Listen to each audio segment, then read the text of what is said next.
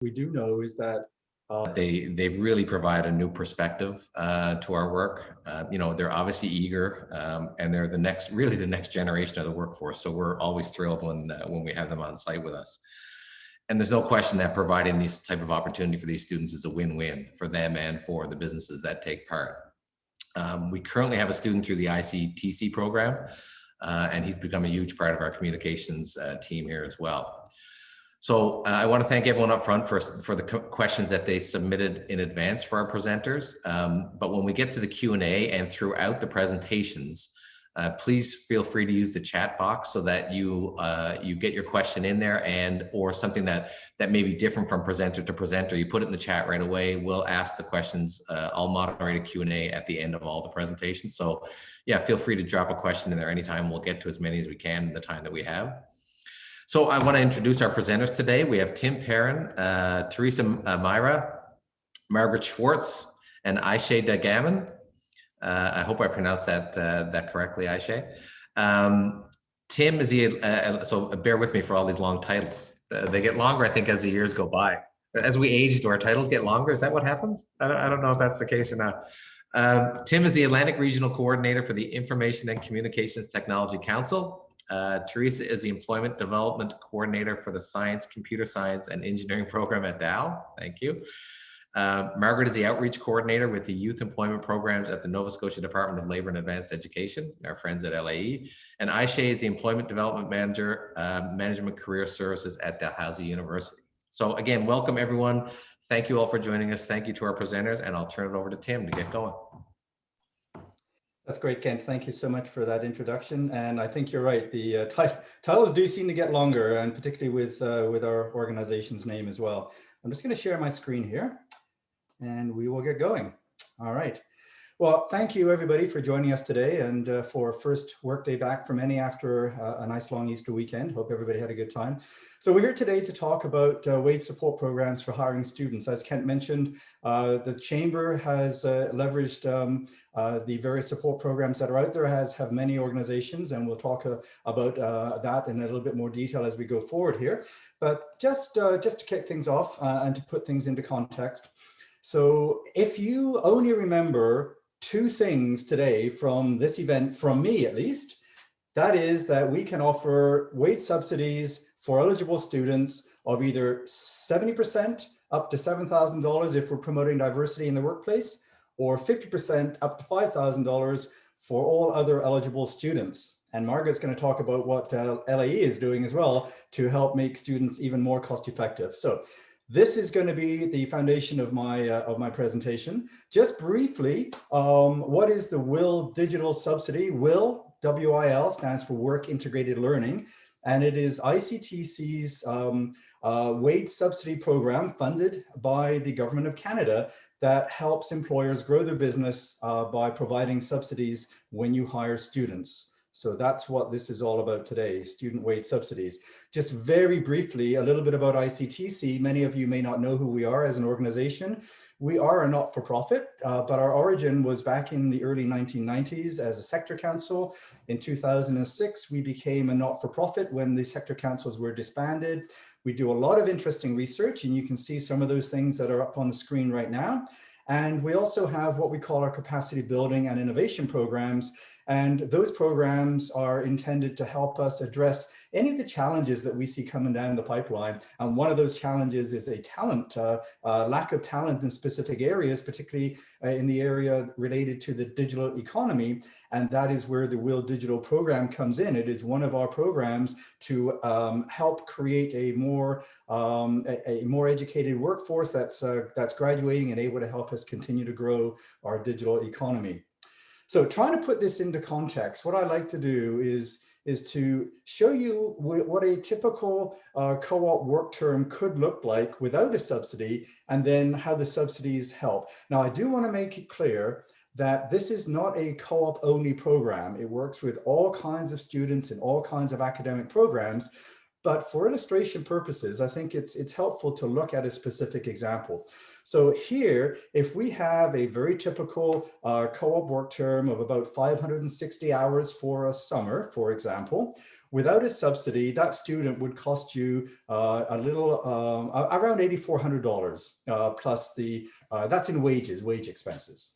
Now, with our program, if that were an underrepresented student, let's say it was a visible minority, for example, then our subsidy would be 70% of wages up to a maximum of $7,000, as you saw on my opening slide.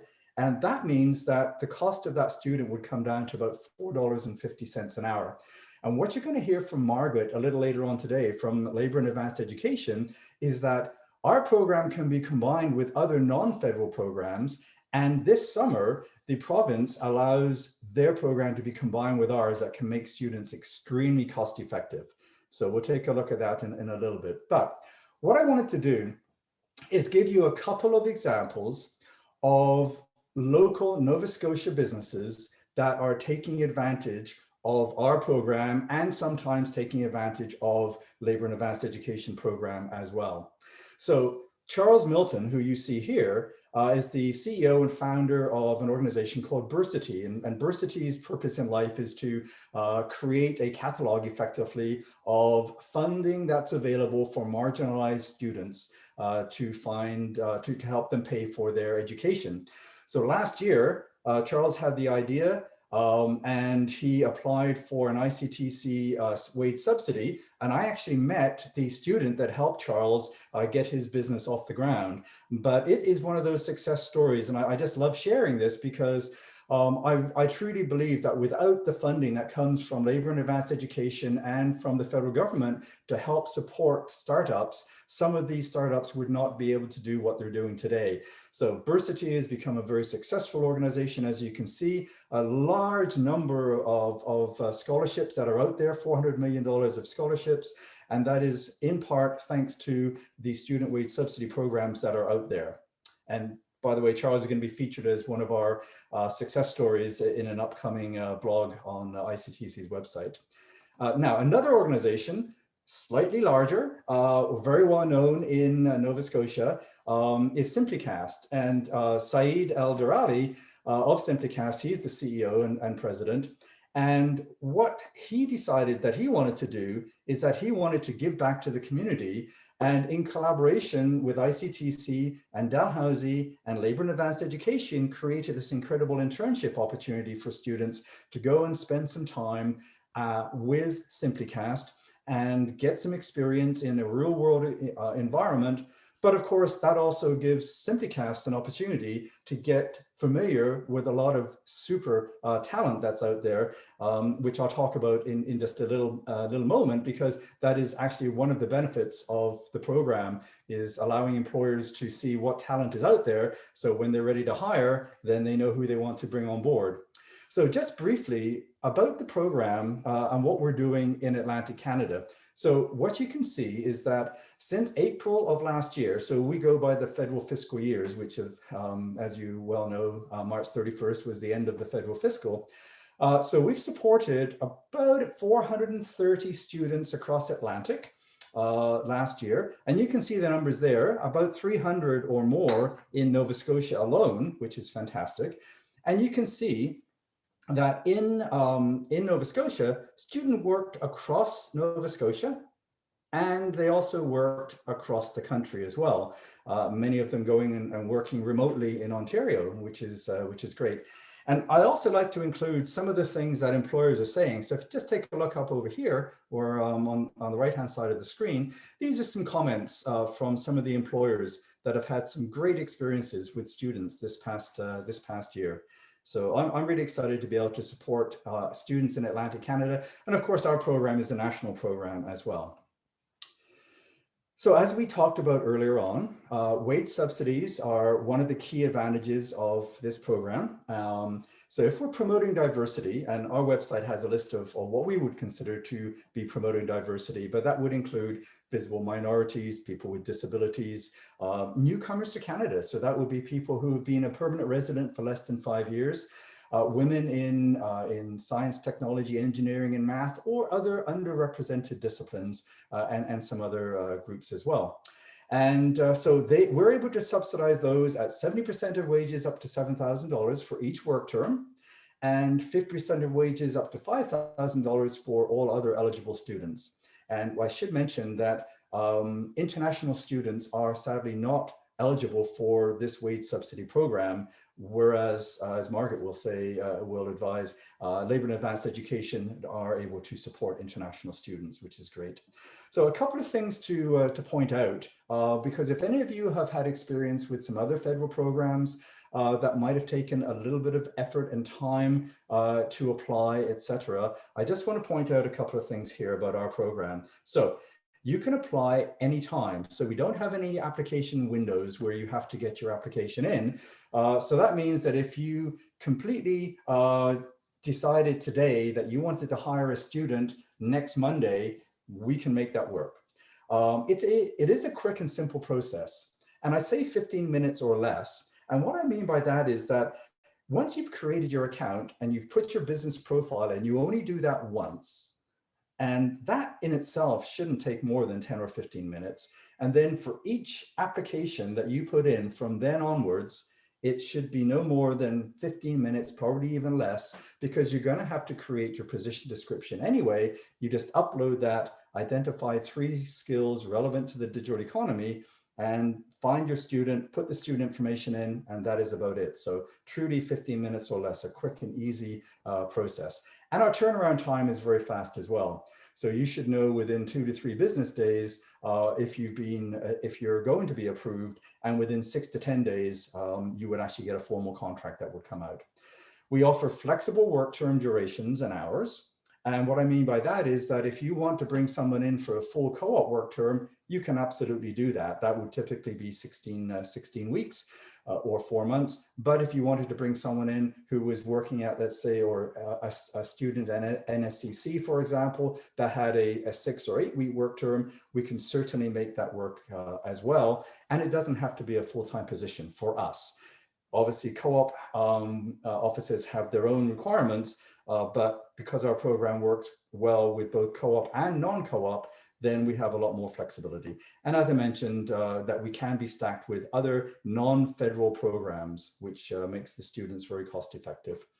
A couple of other things, and Kent actually touched on them at the beginning in the introduction, is that in addition to the subsidies, the financial support, students coming into the workplace bring a number of other things with them. So some fresh and some current ideas. They're being well educated, they're bringing some new ideas into the business.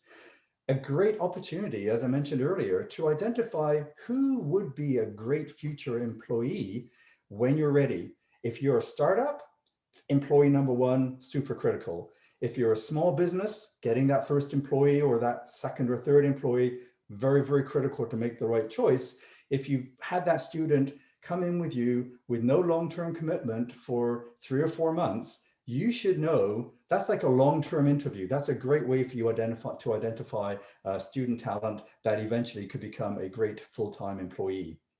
And it's an opportunity for you to give back as well. Share your passion, share your experience with these students, because they are going to be our future leaders. Get them passionate about what you do so that they can develop that passion themselves.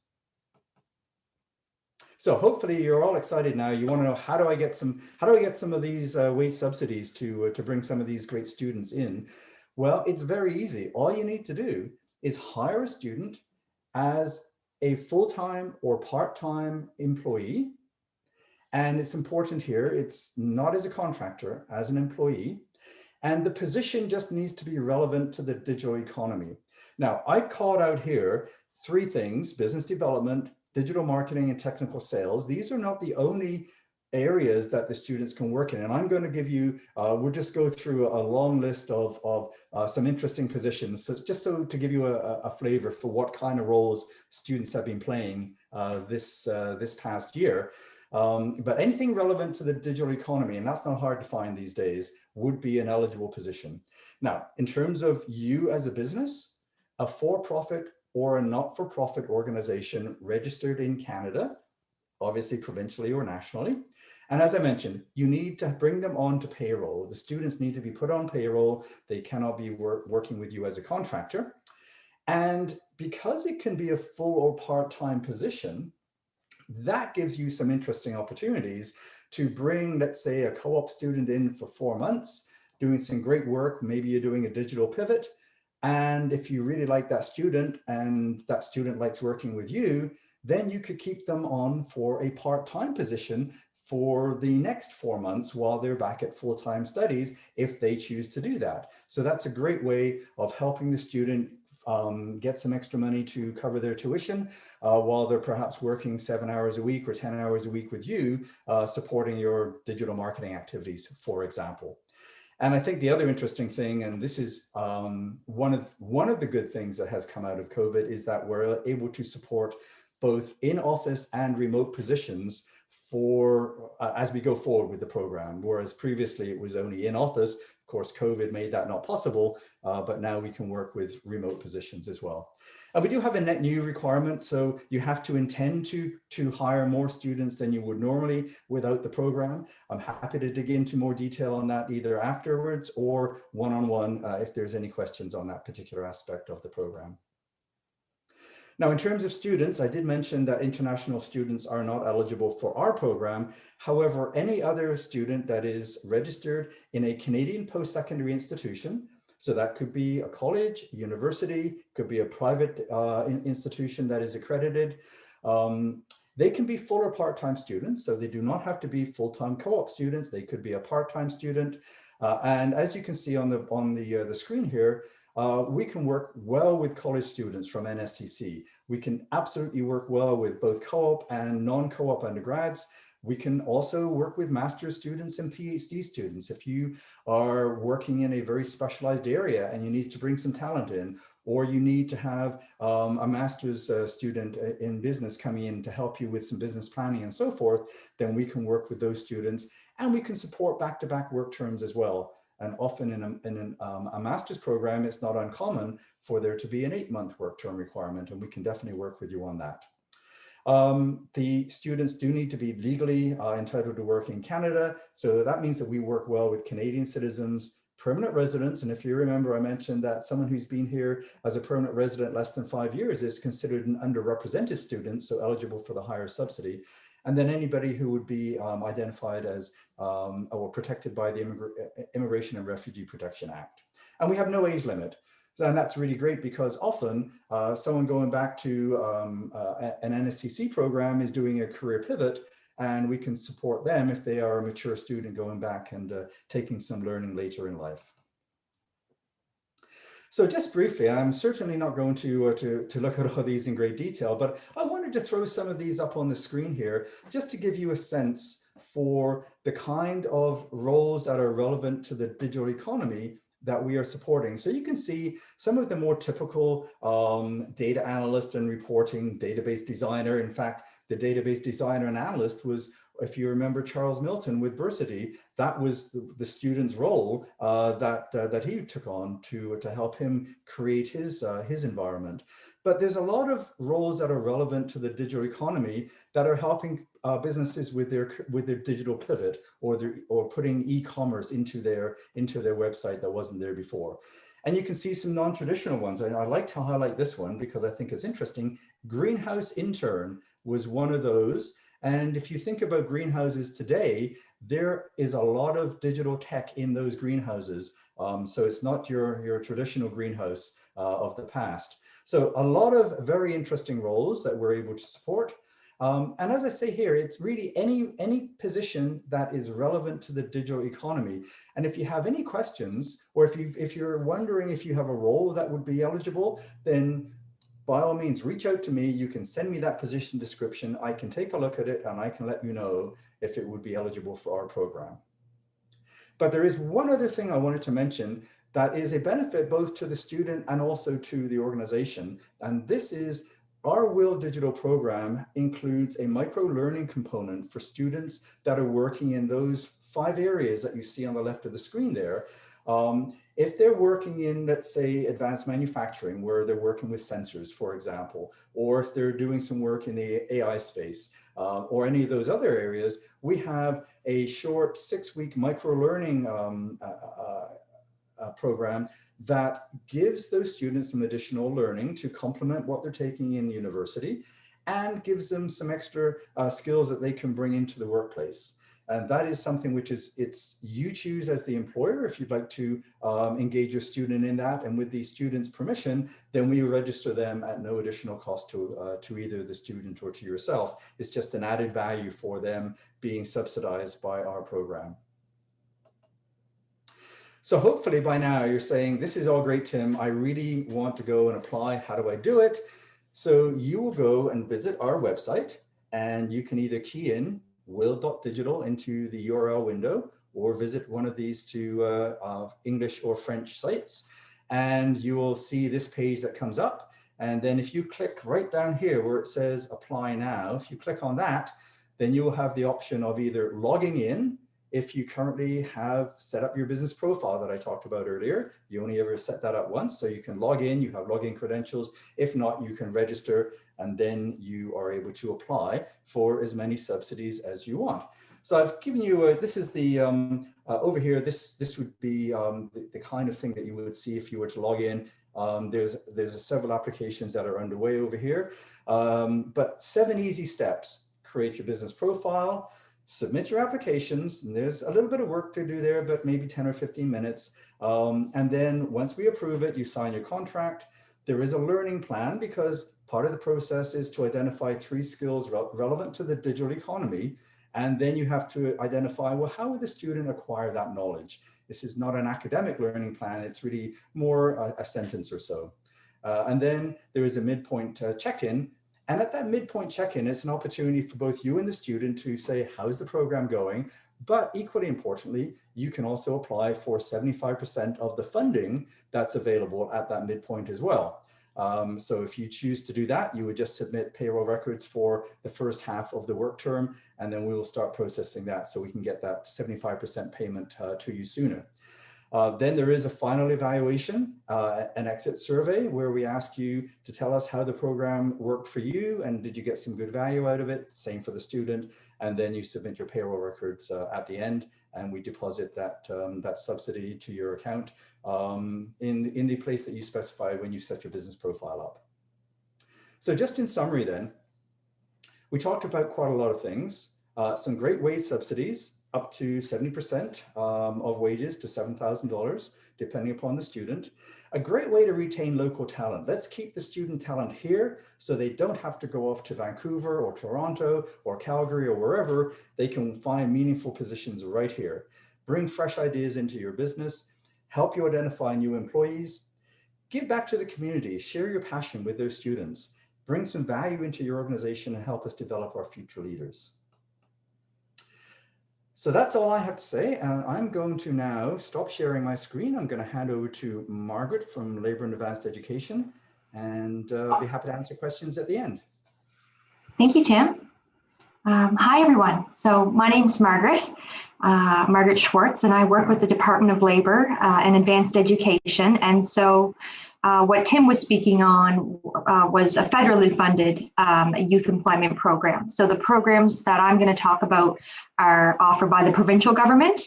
And there's 4 that I'm going to make mention of, but the main takeaway is that I don't expect you to be able to go and apply and navigate them all and figure out what to do as a result of today, but at least you have an introduction and you have all of our contact information. So one of the main takeaways is to reach out to me or Tim or Theresa or whoever, and we'll help you navigate next steps. So I'm just going to share my screen as well. One moment there. Okay, great. So the first program that I'm going to talk about, it's a student hiring program, and it's specific to co-op education. So many of you are probably familiar with co-op programs as a part of many post-secondary programs on campuses. I took the public relations degree from Mount St. Vincent, so that was a mandatory co-op program where as a student, we had to take 3 co-op placements. So of course, we want employers to be able to offer those hands-on experiences to students. And so we can help subsidize the cost of those students' wages. So through our co-op program, what you can get, as long as you're paying that student a minimum of $15 an hour, is $7.50 an hour reimbursed, or $9 if that student identifies with a group that's currently underrepresented in the workforce. So for you as an employer to be eligible, you just have to either be a member of the private sector, you could be a government funded organization or nonprofit or registered charity. That student, they just have to be taking part in a mandatory co-op program. So while Tim was speaking about ICTC and how it can be applied to co-op, there's an opportunity here for stacking. And that's something that we've been allowing employers to do over the last year because of the financial strain that COVID created for businesses in Nova Scotia. So that's something that is being continued to this summer. However, when it comes to our deadlines for funding, you have to think a whole semester in advance when you're applying for provincial co-op education incentive. So for this summer term, our application portal was opened in December and January, and that has closed. But I do notice that there's a number of folks who've joined us today who are co-op employers and have applied for this summer. So for those of you who have applied for this summer, and you're also thinking the role that we're offering our student relates to the digital sector, then you could stack with Tim's ICTC program. And some of you have been doing that, and there are other federal student wage partners that you can stack with if your role isn't related to digital technology. So when that happens, ICTC is funding around 70 to 75%, and then we can bring that up to 90 or 100%. And so that's something that we've been doing over the past year. We will be doing it again this summer for employers who are accessing both of these programs. It is not yet determined if that will be the case continuing into the fall, but as soon as we know, we will be sharing that information. So one of the first steps when you're applying for co-op is reaching out to a co-op coordinator. So that's why both Theresa and Ayşe are with us today. They are co-op coordinators that work at Dalhousie campus, as one example, and you would share your job posting with them for approval and to post and advertise to students. And then you would come to us and you would apply for this funding. So they'll walk you through those steps when you reach out to a post-secondary campus. So the second program that I wanted to make a quick mention of is our Student Summer Skill Incentive. And this is for anyone on the call who's associated with a nonprofit or registered charity. So what we can do here is offset the cost of hiring a summer student. The role doesn't have to be related to their field of study. It's not a part of a co-op. It could be part of if they had to take some kind of a work term or work integrated learning opportunity, you could tie it in with that. And as long as you're paying the minimum wage, you get reimbursed $9.10 an hour or $10.10 if they identify with a group that's currently underrepresented in the workforce. So that summer job can last anywhere between 8 to 14 weeks in the summer. And the student, to qualify, they do have to be returning to post-secondary education in the coming fall or entering post-secondary education out of high school. And one thing I'm going to mention is that international students and international graduates are eligible for these programs that I'm talking about. So if that's the situation and that wouldn't be able to support the hiring of an international student who doesn't have a permanent residency, but our programs do. So you can reach out to us for that. So I'm going to make mention of two graduate hiring programs, and I already see there in the Q&A, I think Morgan was asking about funding for hiring graduates, and this program is one that is available for employers to take advantage of. So essentially, if you're interested in hiring someone who's just graduated from post-secondary education, you can get a portion of their salary covered for 2 years. That can be 25% of their first year salary, 35% if they identify with an underrepresented group, and 12.5% of that second year salary. This program, it's been around for 6 years, and there's lots of funding in the pot. So if you're eligible, you will be approved. For you to be eligible, you could be any of the following: a small business, meaning you have under 100 full-time staff. You could be a startup, a nonprofit or a charity, or a social enterprise. Any grad that you're looking at hiring, they just have to have graduated in the last 12 months. So for example, we're going to see people graduating this May in 2021, and they will have until May of 2022 to be offered a job that's supported by this funding. They can also be from any institution. They don't have to graduate in Nova Scotia. If they graduated from a campus in Alberta or Vancouver or Scotland or somewhere else in the world, we will support that if they want to live and work here in Nova Scotia.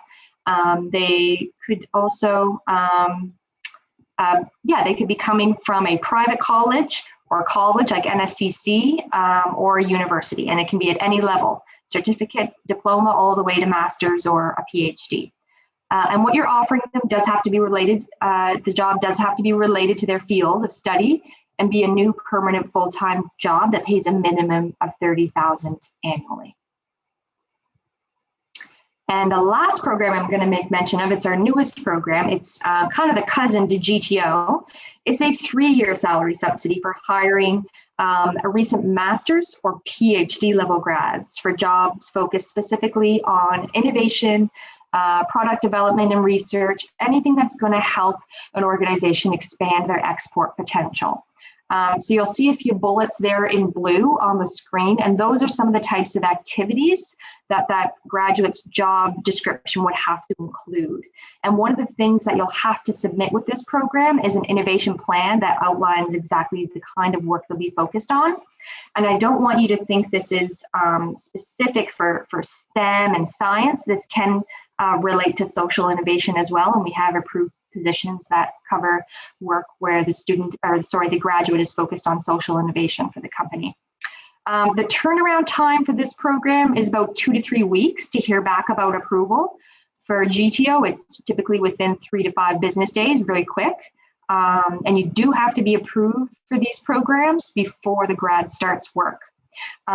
Here is a breakdown of the funding you would get. There's 2 different streams that you can apply into: innovation stream or the advanced innovation stream. And the difference between them is the amount of time that the grad would be spending on those innovation related activities.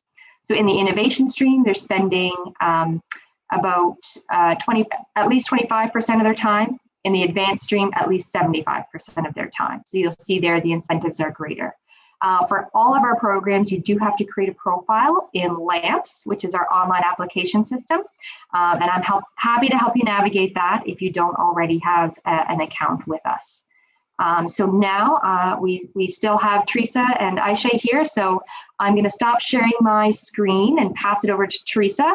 And I'll try and get to some of those questions in the chat. So thank you so much for having me. And I'm also going to share my contact information. Thanks, Margaret. And I will bring up our presentation here. All right. So welcome, everyone. Thank you for joining us today. I wanted to, my name's Theresa Myra. My colleague Ayşe will be presenting with me. We're going to talk about Dalhousie's co-op education, co-op internship and graduate recruitment opportunities. So I just wanted to give a quick overview of Dalhousie, just for those that may not know. We have over 19,000 students at Dalhousie.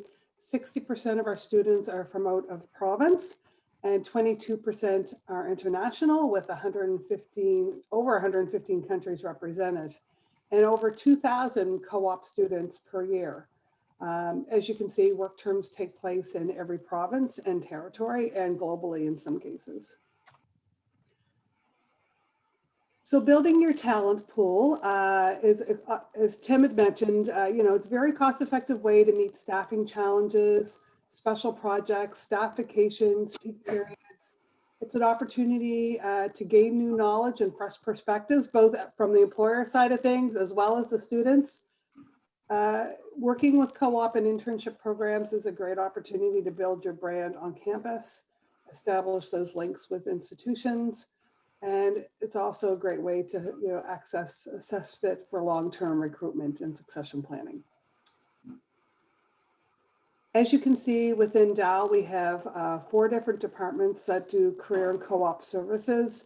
We have our architecture and planning services. We have science, information, technology, and engineering co-op, which is where I work under. We have management career services, where Ayşe works under, and we'll kind of go into some of these in a bit. And then we have our BISIT Student Success Center, where companies can post recent grad, student recruitment, full-time, part-time, non-co-op, volunteer, all for free within DAL.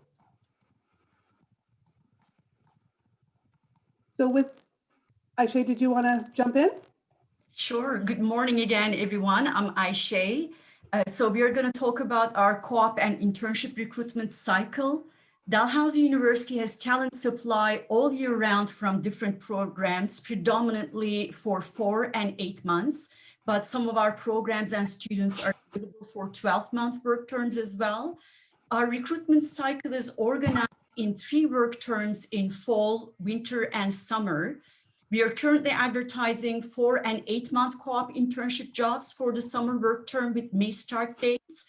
And in early May, we'll start advertising full co-op job opportunities with September start date. What you need to keep in mind is that co-op and internship job postings and applications for provincial funding typically starts 4 months ahead of the work term. So you need to plan ahead of time regarding your co-op and internship recruitment. And the available talent pool will be larger at the beginning of the recruitment cycle and will get smaller as we get closer to the start date. Typically, our 4-month co-op work terms would require a minimum of 12 weeks, but it can be longer. We would require at least minimum wage or above. All of our co-op work terms must be paid. Students work full-time, minimum of 35 hours per week. And with COVID, 100% remote co-op work terms. It could be in person or a blend of 2. We can change the slide, Theresa.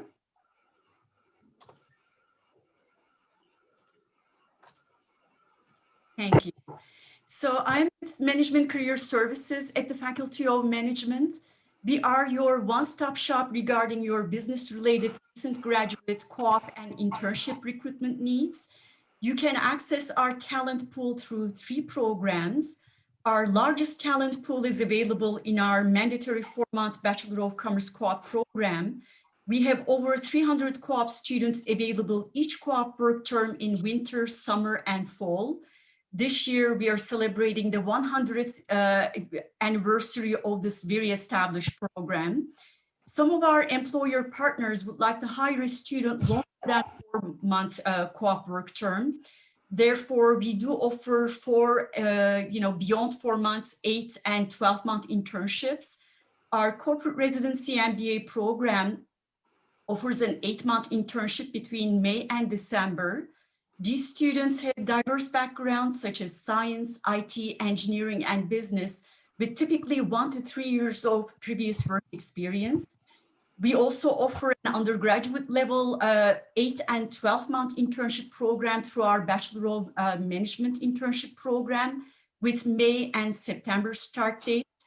Again, if you have business-related recruitment needs through our office, you can have access to 1,000 students per year, and this number is growing. So I will turn it over to Theresa to talk about their programs. All right, thank you, Ayşe. So within our science, IT, and engineering, we have 24 different programs in 3 faculties, approximately 1,500 students per year and growing. So as you can see on the left, we have all of our engineering. Some of those programs are available for 4, 8, 12, or 16.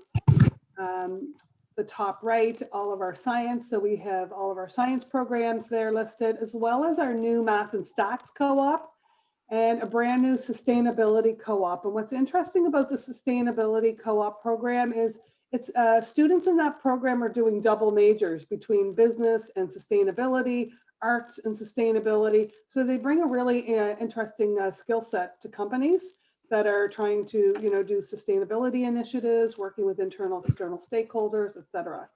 And then, as you can see in the bottom, we have our computer science. So we have at the undergrad level, a computer science and an applied computer science. And we have 2 master's programs. One is a master's of applied computer science. And our new program with our first cohort of students coming out this summer is a master's of digital innovation. And what's interesting about that program is students go out in the summer for 4 months, they return back for 1 term, and it incorporates 2 other programs that we had, which is a master's of e-commerce and a master's of health informatics. So those 2 programs were pulled in underneath the Masters of Digital Innovation, and students can do certificates in data analytics, e-commerce, health informatics. So they can, it's a very unique and leading edge program as well. So happy to share any more information moving forward. So we do have some simple steps to access Dalhousie's talent pool. Please do connect with us, Theresa and other departments, co-op departments at Dalhousie to discuss your specific recruitment needs. We can identify appropriate programs to post your job, and we work very closely with our other counterparts at other post-secondary institutions. If their programs are a better fit for your recruitment needs, we would refer you to other co-op programs or other universities. And we work very closely with provincial and federal funding agencies. We would be more than happy to discuss different funding opportunities that are suitable for your recruitment needs. The second step would be to create a job description for your targeted programs. And the third step is to post your job in My Career, Dalhousie's online job portal. As Theresa mentioned, at Dalhousie University, there's a one-stop shop called My Career. It's a self-serving online platform. You can create your employer account, and it takes really a few minutes to create an account and post your job. In My Career, you can receive applications, shortlist your candidates, schedule interviews, and all of our job posting and recruitment services are free of charge. We can progress to the next slide. So this was a very high level presentation and overview of our programs and funding opportunities for you. We would love to connect with you to have a further discussion. We are all going through very challenging times, but we are here to help you through our talent pool and funding programs. We would like to thank Halifax Chamber of Commerce, ICTC, and Nova Scotia Provincial Government very much for the opportunity to present, and all of you for attending this webinar. So we would love to hear from you. Please connect with us, and this is the time to open up the floor for questions. Thank you. All right, thanks, Ayşe. And with that, I will stop sharing my screen, and we'll be sharing the presentations with the chamber after this. So we'll leave that with them. Just 1 second. There you go. Great, thank you all so much for that presentation. I mean, 2 very broad takeaways for me. I've seen this one a couple times now. I think there's a wealth of opportunity here for businesses to access multiple programs through multiple study streams for students. So don't feel you're pigeonholed in a box and won't qualify for these type of programs until you speak to these experts on this screen.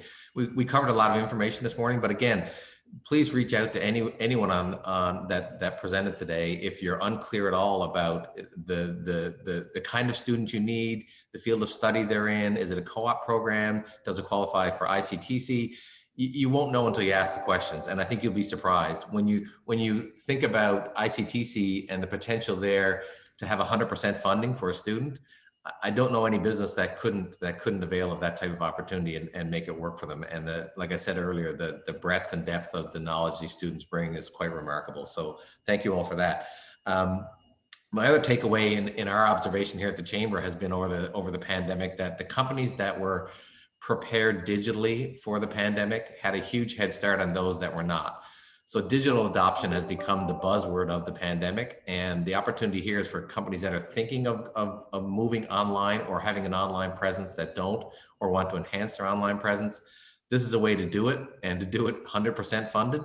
That's not a bad stream to take advantage of. So, you know, we're offering a program here at Simplicast at the Chamber that is free as well. But these programs here that we've talked about today allow you to have a student on site working for you in that type of field. So thank you all for joining. I'm going to jump into some questions. Tim, did you want to add something there? Sorry. No, I'm all set for the questions. Okay, and you know, as much time as we have, I'll try and get through as many as we can. Some of the questions were answered as we went through, but I'll ask some, and I'll ask the first one, which I don't even understand, but maybe Tim does. Will you please confirm if the people involved in the areas of DFT or VLSI or chip design can be eligible under WIL? There's a whole bunch of acronyms for you. Yeah, there is. We love our acronyms, that's for sure. I guess my answer would be applicable to anybody in any discipline. If the students are going to be using software tools to as part of the design process, or if they're going to be using a tool to analyze something, a software tool to analyze something, to create some content, or if they're doing anything that has any digital economy relevance. So it's not about the business, it's not about the student's background, it's all about the role that they play. So there was a student that was doing some work it was a cable testing environment. So there was the position description came in initially with some technical terms I didn't understand, but then when I went back and I said, so do they use any software tools to help them with their testing, or help them with any kind of analysis, or help them do any design work? The answer was, oh, they use many tools. So all you need to do is identify what those software tools are. So hopefully that answered the question. But if there's still some doubt, reach out to me directly. I'm based here in Nova Scotia. I'm in Halifax. So happy to help, and send me the position description and we can work through it together. Great, Tim. Thank you very much. Next one, does the new arrival within the last 5 years need to be a student? So I'm not sure who that question would be directed to, probably our friends at LAE or Dal. Well, let me jump in just quickly on that one, Kent, because I think it may have come because I mentioned that if a person has been a permanent resident for less than 5 years, then they're eligible for the higher subsidy amount because we're promoting diversity. But that person, our program, they always need to be a student first and foremost. So they would need to be a student, but if they're a permanent resident and a student, and they've been a permanent resident for less than 5 years, then they would qualify for our higher subsidy. Okay, yeah, you're probably right, Tim. And this next question may be directed at you as well. Can you please confirm each of the subsidy programs that do not require a co-op work placement as part of their educational program? For example, WIL and ICTC, I assume, do not. Right, yeah, I mean, we work very well with co-op. We love working with the co-op offices, particularly at Dal. However, we also work extremely well with any non-co-op university or college program for that matter. So NSCC students would be a great fit for our, and it doesn't have to be relevant to academic requirements for our specific program, right? And I think that's just need to be clear that there's the co-op funding from the province has some specific co-op requirements. And then there's the federal funding, which is a little broader and designed to work both well with co-op, but also very well with shorter, let's say, 6-week NSCC work terms, for example. Yeah, great. Thanks, Tim. Margaret, you mentioned that, or I think Margaret and potentially Theresa mentioned that the co-op program for this summer is already closed, and in fall will open up soon. Margaret, you mentioned stacking. Do you have any sense at all of if the stacking will be available into the fall? Yeah, so that's something we're still unsure of, and we typically don't find out until, we won't find out until later in the summer if that's something that's going to continue or not. We started it last summer, so last summer we stacked, as well as the fall, this winter term, and this coming summer we will be stacking, but if it's going to continue after that, it's still unconfirmed, but as soon as we know, we'll be sharing that information. Yeah. Okay, Wonderful, thank you. A question from the chat. I'm a startup business owner. My revenue is not tax payable yet. Am I eligible for the student hiring program? Yes, as long as they're a registered Nova Scotia company. Exactly, that's right. You do, all you need to be able to do is to pay the wages, and that could be in conjunction with our wage program. So you don't have to be revenue positive as a startup to be eligible for our program. In fact, I reach out to many startups, and interesting enough, some of those startups, the founders are students themselves, and they're definitely eligible for the program as well because they are registered businesses. Okay, great, thank you. A question that had come in previous to the session. Are we qualified for the student funding if we're receiving the wage subsidy or the CEBA? From our perspective, because our program is a federal program, then you could not combine it with another federal program, and the CERB would be a federal program. So ICTCs would not be able to be stacked, as we call it, or combined with another federal subsidy. Okay, great, thank you. It's an interesting question. So what about the loyalty of the digital asset the student will make for the business owner? So basically the IP, will the student own that or will the business own that? Well, I mean, I'll jump in from ICTC's perspective. We provide a subsidy, call us the money partner, if you will. So, you know, whatever agreement between the student and the employer, I think that would be what would determine that. But I would typically suspect that the employer would want to have some sort of IP agreement in place. And Theresa or Ayşe, maybe you can speak more fully to that.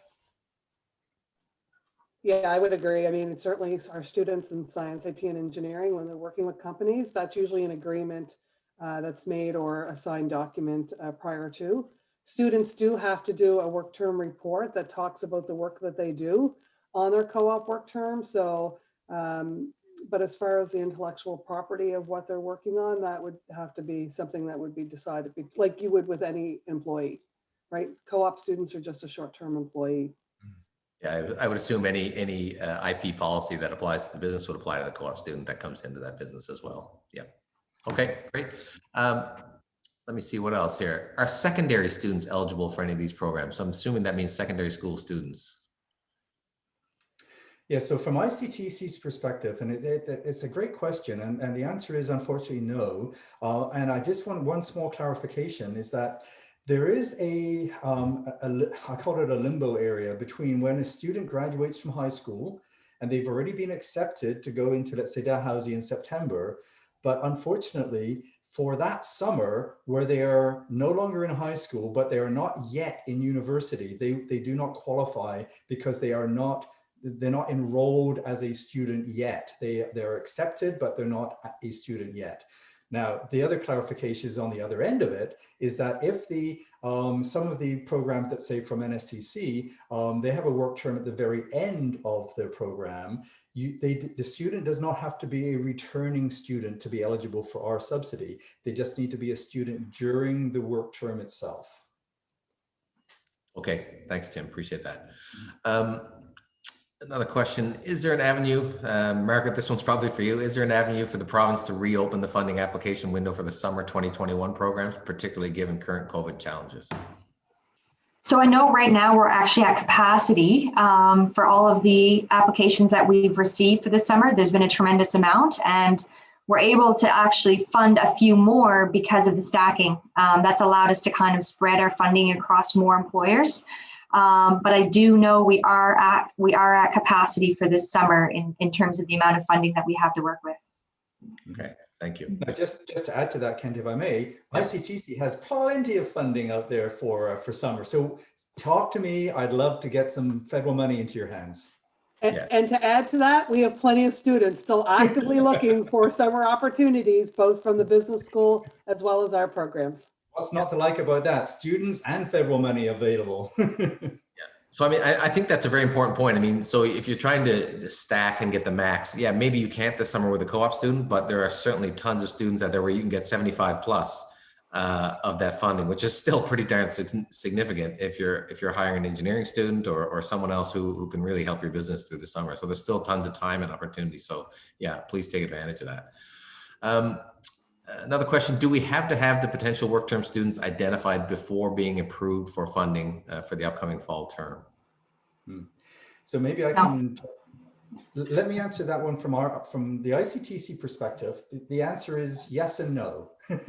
And what I mean by that is that we can approve the position. So if you write up your position and you get that approved by the co-op office and you send that to me, I can say, you know what, this position is eligible for our program before you find a student. So that gives you certainty. However, our program requires an eligible student to be, in order for us to approve the entire thing. And so you do need to identify your student, give us their contact information, and then that student has to then upload evidence of being enrolled, full or part-time. And equally importantly, we don't know whether they are a visible minority or fall into one of the underrepresented groups. And so they would have to self-identify. So in order for you to get the higher subsidy amount from ICTC, that student needs to be identified and also has to self-identify. Now we keep all that information very confidential, of course, and you as the employer, you won't know whether that student has self-identified as being underrepresented. But to qualify and have that contract in place, we do need to have the student identified.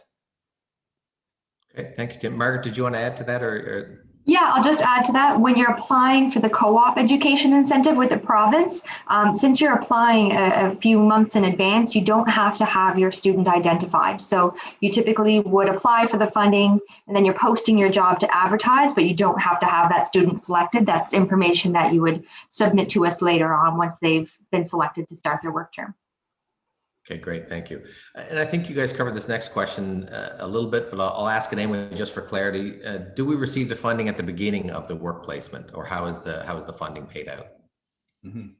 So from ICTC's perspective, we are able to offer two options. So option one, which many people take, is at the midpoint of the work term. And so if that's a co-op work term after about 8 weeks, but if it's shorter, then at the midpoint, then you can upload payroll records for the first half of the work term. And we're able to offer up to 75% of the entire subsidy amount at that point in time. And then you would apply, but if you don't want to do the extra paperwork, or you can hold off and apply, upload the payroll records at the end of the work term. So it's really your choice. And it does take us between 4 to 6 weeks for us to get that subsidy deposited into your bank account that you identify when you set up your business profile. Great, thank you. Margaret, did you want to add to that one? Sorry, I just started answering a question in the chat. I got distracted. So just when would employers see the funding? So at the beginning of the— yes. So when it comes to co-op, we typically reimburse folks at the end of the term. However, we have been able to do a portion of it, 60% of it in advance because of the stress that COVID has created. So we can do 60% of it up front. Okay, great. Thank you. Yeah. I may be able to answer this one myself, but I'll throw it out there because I think it's a good question in the sense of just the scale of this. How many students can I hire for this funding? Will I receive 75% for each student? And based on Simplycast, looking at 30 interns, I assume that there is no individual limit to a business on hiring students. Right. So from ICTC's perspective, we will have approximately 6,000 placements available nationally. If we could bring them all into Nova Scotia, that would be awesome. So there's no practical upper limit. I think that the limit that you would have is, are you able to absorb, like Simplycast is a fairly large organization with a lot of people to be able to provide supervision and so forth. Are you able as an organization to absorb that number of students that you want? But from our program perspective, the funding, there's no limit on how many placements that you can apply for funding for. Great, thank you. Anyone else want to add to that one? Yeah, I just wanted to add in for co-op, one of the things we want to make sure that when companies are hiring our students, that they have the capacity to be able to support and provide guidance. Not that you have to handhold them, because these students are very motivated, they're really bright, they're very much self-starters, but you need to be able to have the capacity to provide support and guidance. So that is one of the things that we look at when we're talking with companies about their capacity to be able to support students. Great, thanks, Theresa. Well, on that note, we are out of time, bang on 11 o'clock. So I wanted to thank everyone for joining us today. I certainly want to thank our presenters who did an amazing job. Like I said earlier, please, if any of this and you have more questions, everyone's provided their contact information. You can reach out to us or any of these folks that are online with us, and they will be more than happy to help you. So again, thanks for joining today's webinar. Join us tomorrow at the Chamber for the annual State of the Province with Premier Ian Rankin. It's online and it's free, so register at halifaxchambers.com/events. This webinar is also recorded and can be available to anyone who wants it on YouTube very shortly. Other than that, again, thanks everyone for coming. Thanks to our presenters, and I hope you all have a wonderful day. Take care. Thank you. Have a great day. Thanks for having us. everybody. Thank you all. Bye for now.